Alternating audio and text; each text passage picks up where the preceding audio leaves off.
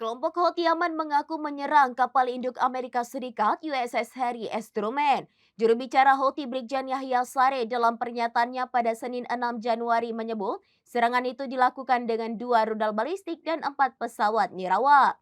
Menurut Saree, serangan itu dilakukan di Laut Merah Utara ketika militer Amerika Serikat sedang bersiap melancarkan serangan ke Yaman.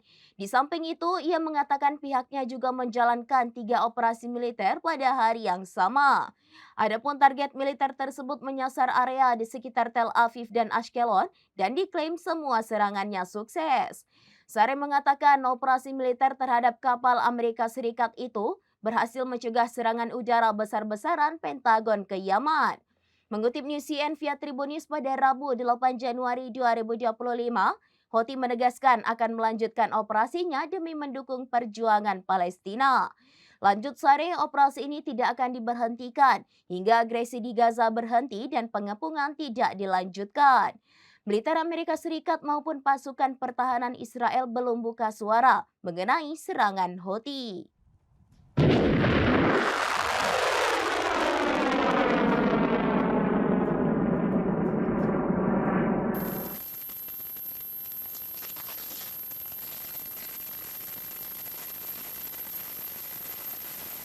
Demikian informasi terkini Syedara Lon. Saksikan terus informasi lainnya. Jangan lupa like dan share seluruh akun serambinews.com.